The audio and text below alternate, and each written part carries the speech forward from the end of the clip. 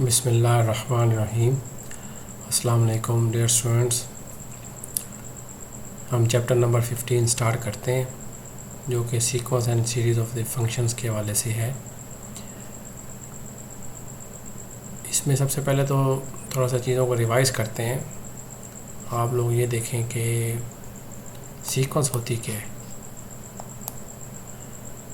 Sequence is a function whose domain is a natural number।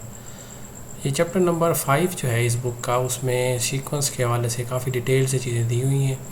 अगर आप चीज़ें revise करना चाहते हैं कंसेप्ट्स को, बेसिक कंसेप्ट जो रियल सीक्वेंस है उसके बारे में चैप्टर 5 को देख सकते हैं। ये चैप्टर 15 जो है इसमें हम फंक्शन सीक्वेंस पे फोकस करेंगे और उसके हवाले से जो सीरीज़ बनती हैं उसके रेलिवेंट रिज़ल्ट्स को देखेंगे। तो फंक्शन सीक्वेंस क्या होती है, थोड़ा सा माइंड में बिठाएं। होती तो वो भी सीक्वेंस ही है, उनकी डोमेन भी नेचुरल नंबर होती है, लेकिन जो रेंज होती है वो हर एक नेचुरल नंबर के करस्पॉन्डिंग एक फंक्शन आता है आंसर। जो चैप्टर 5 है उसमें रियल सीक्वेंसेस दी हुई हैं, हर एक नेचुरल नंबर के करस्पॉन्डिंग एक रियल नंबर आता है उसमें, लेकिन इसके अंदर हम फंक्शंस ले रहे हैं और हर नेचुरल नंबर एक फंक्शन को रिप्रेजेंट कर रहा है। जैसे कि आप एक एग्जांपल ले सकते हैं, F N of X is equal to X over N. ये एक फंक्शन सीक्वेंस है। जब सीक्वेंस बन गई है तो सीक्वेंस के हवाले से जो सबसे पहला कंसेप्ट है वो कन्वर्जेंस का है।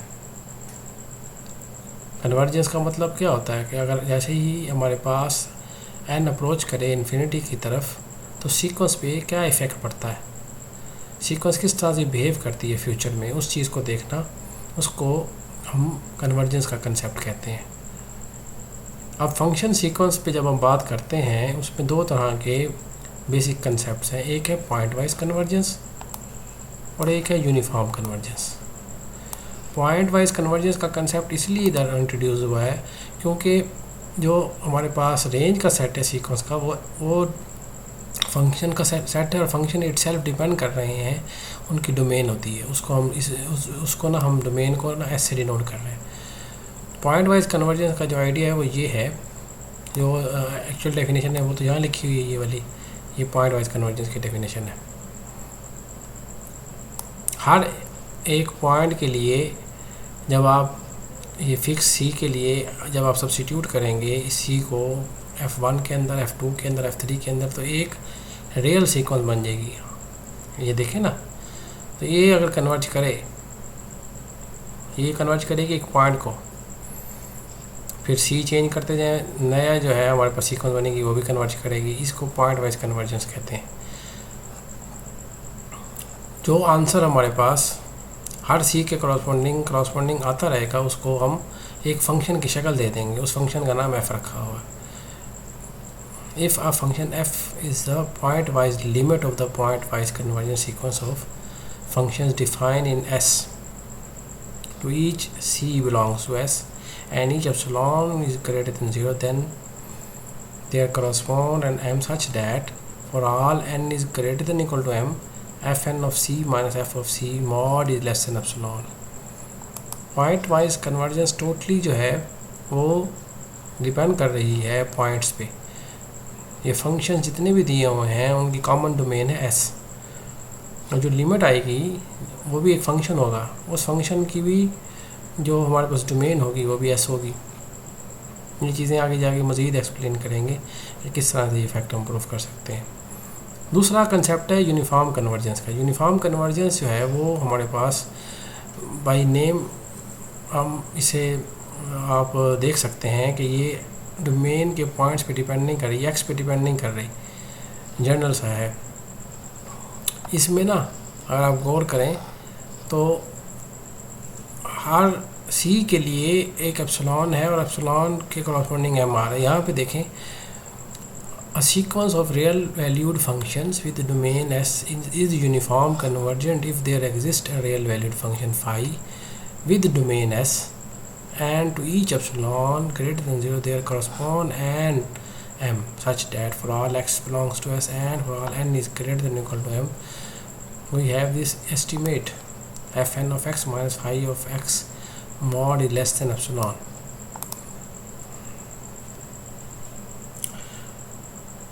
In this case we say that phi is the uniform limit of the sequence fn. इन दो डेफिनेशन से एक बात जाहिर है कि अगर एक फंक्शन सीक्वेंस यूनिफॉर्म कन्वर्ज कर रही है तो वो पॉइंट वाइज भी करेगी, लेकिन इसका कन्वर्स ट्रू नहीं है। अगर एक सीक्वेंस जो फंक्शन सीक्वेंस है वो पॉइंट वाइज कन्वर्ज करती है, लेकिन ज़रूरी नहीं है कि वो यूनिफॉर्म भी हो। For example we can consider this type of sequence F N of X is equal to N X over 1 plus N square X, X belongs to R. इसको थोड़ा सा रीअरेंज करें, लिमिट अप्लाई करें N approaches to infinity, N common ले लें। जब हम N common लेंगे तो अब एन यहाँ पे अप्रोच करेगा तो ये चीज़ हो जाएगी 0, ये हो जाएगी इन्फिनिटी। हर पॉइंट के लिए X belongs to R, and infinity से कोई भी नंबर मल्टीप्लाई करेंगे तो इन्फिनिटी आ जाएगा प्लस 0, तो overall answer infinity, something over infinity is equal to 0। So for each X we have the same answer. This shows that the sequence is point-wise convergent with point-wise limit f is equal to identity function, particularly 0 for all x belongs to R. Now we have to show that this sequence is not uniformly convergent. Uniform conversion के लिए हमें होता क्या, हम एक epsilon के fix epsilon के लिए m मिलना चाहिए जो कि ये कंडीशन सेटिस्फाई करे for all x belongs to A B and for all n। लेकिन इस पर एक बात आप माइंड में बिठाएं कि हम इसमें ना आर्बिट्रेरी इंटरवल नहीं ले रहे, बल्कि ऐसा इंटरवल ले रहे हैं जिसमें ना 0 उसका इंटीरियर पॉइंट है।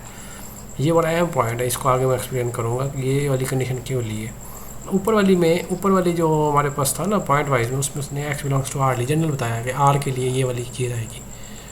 लेकिन हम बजाय ये कि पूरी डोमेन आर लें, हम उसको ना फिक्स कर देते हैं कि इंटरवल तक, ऐसा इंटरवल लिया है जिसके अंदर 0 इंटीरियर पॉइंट होगा।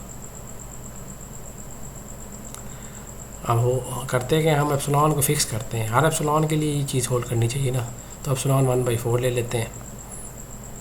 जब 1/4 फिक्स के लिए तो हर इंटीजर के लिए जो कि एक कंडीशन से ऐसा इंटीजर मिल जाएगा के, हर m के लिए एक इंटीजर हम फिक्स कर सकते हैं जो उससे बड़ा हो या उसके इक्वल हो। और जब ये हम इंटीजर ले रहे हैं 1/, जो के होगा ये बिलोंग करेगा ए बी से। क्यों? क्योंकि 0 जो है ना इसमें शामिल है, जितना बढ़ी पॉइंट है ये 0 के करीब, 1/k 0 के करीब जाता रहेगा। तो एक इंटरवल जो ए भी लिया है इसमें 1/k होगा, इस वजह से हमने ये ली थी कंडीशन।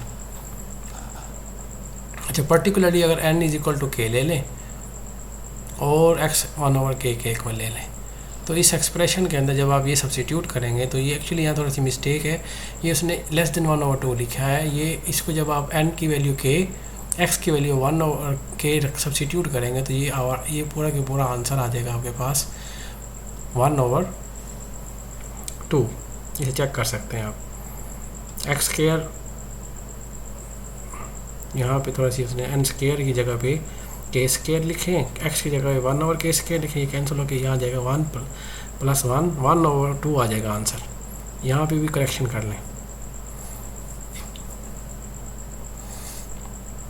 तो 1/2 आ गया, और इन वैल्यूज़ के लिए 1/2 आंसर आ रहा है।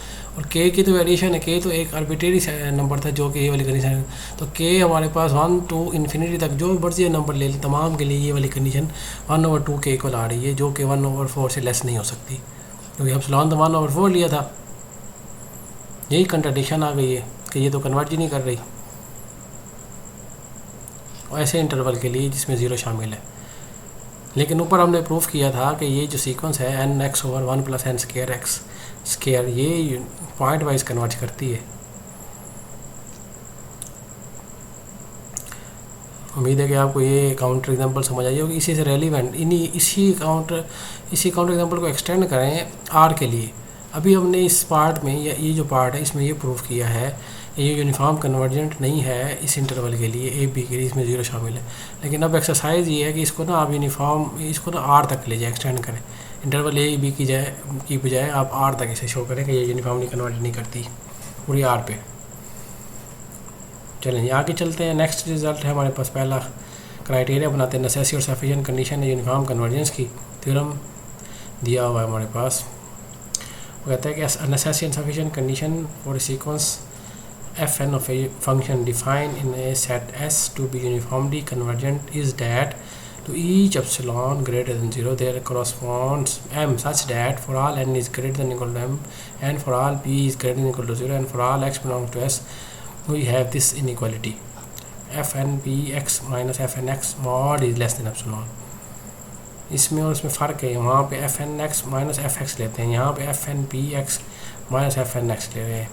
ये अगर क्राइटेरिया सेटिस्फाई कर जाए तो वो यूनिफॉर्मली कन्वर्जेंट हो जाएगी सीक्वेंस। अगर वो कन्वर्जेंट हो यूनिफॉर्मली तो ये वाली कंडीशन सेटिस्फाई होगी, ये हमने प्रूफ करना है।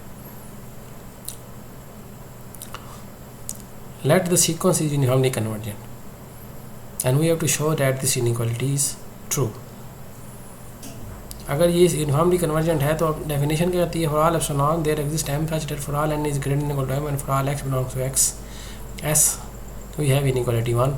यहाँ पे एप्सिलॉन बाई 2 ले लिया है। fn of x minus F x mod is less than epsilon by 2 है, फॉर ऑल n के लिए है ना, जो greater than equal to p है।